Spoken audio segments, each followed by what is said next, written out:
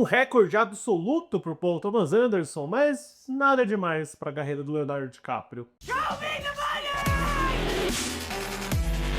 What I call them? Fun coupons!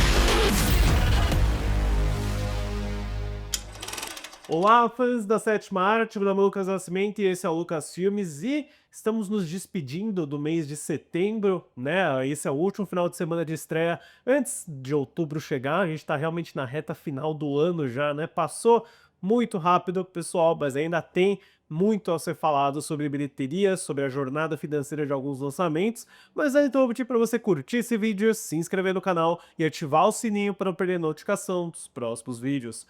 Bom, vamos lá, pessoal. Esse é um final de semana muito interessante, porque é o último lançamento da Warner Bros. E a gente tinha essa grande incógnita, né? Se depois dessa sequência milagrosa e quebradora de recordes, né? De 7 filmes que estrearam com mais de 40 milhões de dólares, todos os olhos se voltaram sobre a grande aposta deles desse ano, um dos filmes mais caros deles desse ano, que é Uma Batalha Após a Outra, o filme novo do Paul Thomas Anderson, estrelado pelo Leonardo DiCaprio, que certamente foi o líder nesse final de semana. O filme teve uma estreia de 22,400 milhões de dólares, o que certamente quebra aquela sequência de 40 milhões consecutivamente, porém é mais um filme da Warner Bros. Que estreia em primeiro lugar. E eu até devo dizer que internacionalmente ele conseguiu ficar bem equilibrado, né? A estreia mundial dele foi de 48,500 milhões de dólares. Olhando para o filme especificamente, ele tem um orçamento bem elevado de 140 milhões de dólares, né? O filme mais caro da carreira do Paul Thomas Anderson.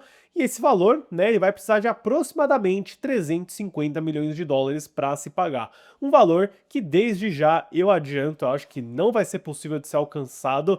Não é o tipo de filme assim que consegue fazer tanto dinheiro, né? Apesar de que eu realmente acreditava no potencial dele, né? O potencial de conseguir levar mais pessoas ao cinema. Vamos ver como que vai ser as próximas semanas, né? Os elogios ao filme têm sido gigantescos. Eu, né, devo dizer que eu assisti de novo e eu aumentaria aquele 9 para um 10, tá? Eu acho que é o melhor filme do ano, é um puta filmaço, vocês têm que assistir. Porém, né, olhando para Uma Batalha Após a Outra em termos de Paul Thomas Anderson e Leonardo DiCaprio, no que diz respeito ao Paul Thomas Anderson, é de longe, de muito longe, assim, a maior estreia da carreira dele, né? Porque o PTA nunca teve estreias em salas tão grandes quanto foi do Batalha Após a Outra. Ele lidera a lista, obviamente, e logo em seguida veio o Mestre, que saiu em 2012 pela The Weinstein Company, que abriu de forma limitada com 736 mil dólares e acabou crescendo para 16 milhões na bilheteria doméstica e 28,639 milhões no mundo inteiro. Uma Batalha Após a Outra já superou totalmente o valor desse filme, assim como em terceiro lugar o Embriagado de Amor, lançamento da Revolution Studios em 2002, que abriu com 367 mil, fechou com 17,844 milhões na bilheteria doméstica e no mundo inteiro 24,679 milhões. Em quarto lugar fica o Licorice Pizza da United Artists com 345 mil, um total doméstico de 17,318 milhões e no mundo inteiro 33,236 milhões. E em quinto lugar é o Vício Inerente da Warner Bros. Com 328 mil, um valor doméstico de apenas 8,110 milhões e no mundo inteiro 14,810 milhões. Vocês podem reparar que Uma Batalha Após a Outra já supera o valor global de todos esses filmes, porém, em sexto lugar, a gente tem o Trama Fantasma de 2017, que abriu com 216 mil, fechou com o doméstico em 21,198 milhões, e no mundo inteiro com 52,204 milhões. Esse daí é um filme que foi muito ajudado pelo período de premiações, assim como Sangue Negro da Paramount Vantage, que abriu com 190 mil, fechou num doméstico de 40,222 milhões e no mundo inteiro um valor de 76,432 milhões. Esse daqui é o filme de maior bilheteria da carreira do Paul Thomas Anderson, ele nem chegou a 100 milhões. E eu acredito, de verdade, que Uma Batalha Após a Outra, no mínimo, deve conseguir cruzar a marca de 100 milhões. Em oitavo lugar fica o Magnolia, que abriu com 193 mil lá em 1999, fechando uma doméstica de 22,455 milhões e no mundo inteiro um valor de 48,454 milhões. São dois valores aí bem similares ao que Uma Batalha Após a Outra conseguiu fazer na sua estreia. Em nono lugar é o filme de abertura do Paul Thomas Anderson, Jogada de Risco, lançado pela The Samuel Goldwyn Company, com 69 mil, um valor doméstico de 222 mil e no mundo inteiro apenas 224 mil. E em décimo lugar foi o Boogie Nights, o filme que explodiu Paul Thomas Anderson nos Estados Unidos, lançamento da New Line Cinema com 50 mil dólares em 1997, que cresceu para 26,416 milhões na bilheteria doméstica e no mundo inteiro um valor de 43,117 milhões. Então, são ótimas notícias para o Paul Thomas Anderson, que nunca teve um sucesso financeiro tão alto, porém, quando a gente olha para o Leonardo DiCaprio, o Batalha Após a Outra acaba sendo a 10ª maior abertura da carreira dele, e a gente vai recapitular as maiores aberturas, né? Em primeiro lugar, eu até fiquei surpreso quando eu vi, é A Origem, né, da Warner Bros., filme do Christopher Nolan, que abriu com 62,785 milhões lá em 2010, fechando sua bilheteria doméstica em 292,587 milhões e no mundo inteiro com 839,786 milhões. Em segundo lugar veio O Grande Gatsby, também para Warner Bros., a adaptação do Baz Luhrmann de 2013, que abriu com 50,85 milhões, fechou com 144,840 milhões na bilheteria doméstica e no mundo inteiro com 353,641 milhões. Em terceiro lugar é o Era Uma Vez em Hollywood, do Quentin Tarantino, lançamento da Sony, que abriu com 41,82 milhões em 2019, fechou com 142,502 milhões na bilheteria doméstica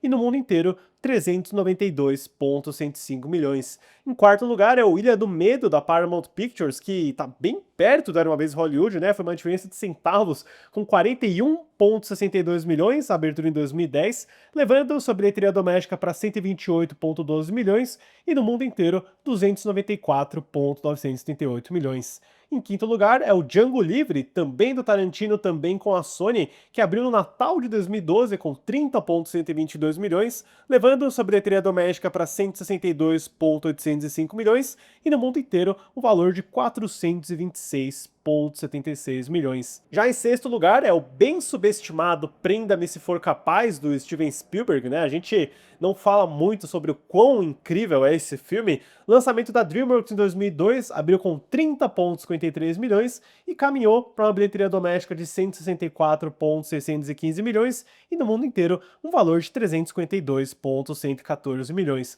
Em sétimo lugar, não pensem que Titanic não vai estar nessa lista, né? É até curioso ver como o filme abriu até que baixo comparado com outros filmes daqui, né? Ele abriu com 28,638 milhões em dezembro de 1997, mas claro, a jornada de Titanic é histórica, é lendária, o filme cresceu para 674,354 milhões na bilheteria doméstica e no mundo inteiro, né, contando lançamento na época e os diversos lançamentos que ele teve, ele fica na casa de 2 bilhões 264 milhões de dólares, um dos maiores filmes de todos os tempos.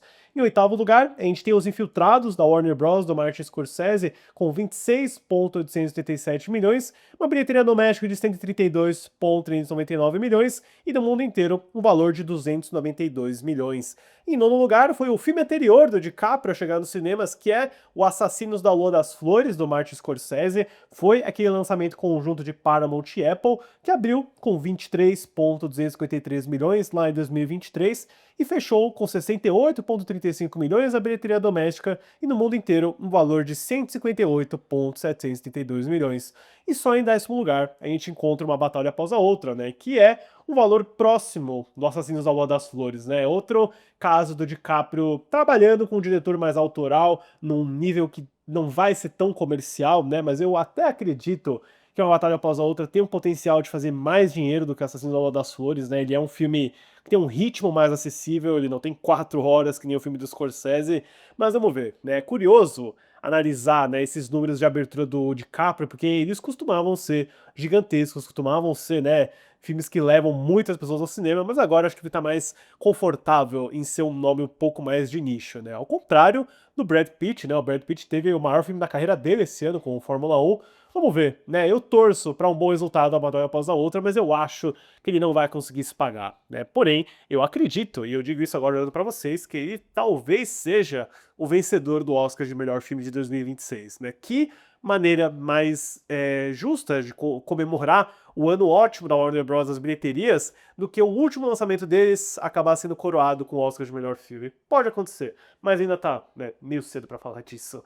E em segundo lugar, mais uma estreia com A Casa de Bonecas da Gabi, que é a adaptação de uma série infantil da Universal Pictures. O filme abriu com 13,700 milhões e teve um total global aí de 19,490 milhões. Já em terceiro lugar, o Demon Slayer, o Castelo Infinito da Sony Pictures e Crunchyroll, teve mais uma boa semana com 7,100 milhões de dólares, uma queda de 59%, levando sua bilheteria doméstica para 118,176 milhões, e no mundo inteiro o anime está aí com 605,400 milhões, já é um dos maiores filmes do ano inteiro, daqui a pouco ele vai passar o Superman do James Gunn. Em quarto lugar, o Invocação do Mal 4, o último ritual da Warner, trouxe mais 6,860 milhões, uma queda de 44%, fechando sua bilheteria doméstica em 161,454 milhões, e no mundo inteiro, o valor de 435,854 milhões. Vamos ver se o filme do Michael Chaves vai chegar na casa de 500 milhões. Eu acho que agora é o momento em que as rodas começam a desacelerar. Em quinto lugar, mais uma estreia, né? A longa e adiada estreia de Os Estranhos, capítulo 2 da Lionsgate, né? Eles fizeram essa trilogia de uma vez só e o plano era lançar todos, né, no mesmo ano. Acabou ficando só agora esse segundo filme, né? Eu nem vi o primeiro ainda, mas ele teve uma estreia de 5,900 milhões, incluindo o território internacional, ainda não tenho números de lá, mais um lançamento fraquíssimo para Lionsgate naquele que provavelmente é o pior ano da sua história. Em sexto lugar, o GOAT da Universal Pictures teve uma queda de 72% para um valor de 3,650 milhões, levando aí a doméstica para 20,794 milhões e no mundo inteiro um pouquinho mais elevado só, com 21,108 milhões. Esse daí estreia no Brasil nessa semana, mas eu provavelmente acredito que ele vai sair no digital um pouco antes. Em sétimo lugar, A Longa Marcha, Caminho ou Morra, da Lionsgate, trouxe mais 3,400 milhões, agora sim ele conseguiu ficar na frente do Downton Abbey, né? Fechando uma doméstica de 28,814 milhões, e no mundo inteiro um valor de 34,733 milhões. Em oitavo lugar, o Downton Abbey, o grande final da Focus, trouxe 3,300 milhões, levando sua doméstica para 39 milhões, e no mundo inteiro um valor de 77,129 milhões. Fica vendo que o filme do Downton Abbey 3 vai chegar na marca de 100 milhões no mundo inteiro. Em nono lugar, A Grande Viagem da Sua Vida, da Sony, teve um tombo também com 62% em final de semana de 1,250 milhões, levando sua bilheteria doméstica para 5,923 milhões e no mundo inteiro para 14,23 milhões, pessoal. Esse daqui, com toda certeza, vai ser uma das grandes bombas financeiras de 2025.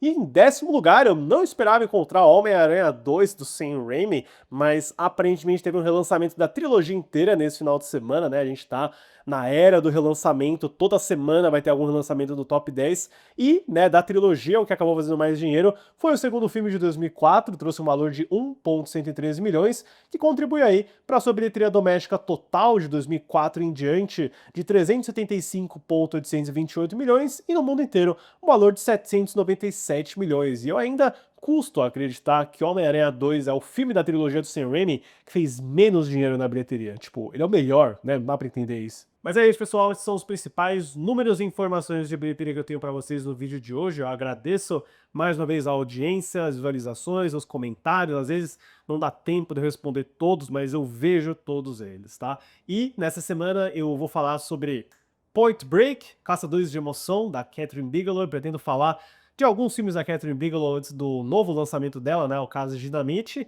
Também vou falar sobre o Coração Juntador do The Rock, do Tron Legado, né, que se vocês não viram, eu fiz um vídeo sobre o primeiro Tron, num cenário virtual de Tron também, e além de outras novidades que aparecerem ao longo do caminho. E algumas pessoas perguntaram sobre Alien Earth, eu não terminei de assistir porque, sei lá, ficou meio chato pra mim, mas eu devo voltar a ver em breve. Certo, pessoal? Obrigado pela visita e até a próxima sessão.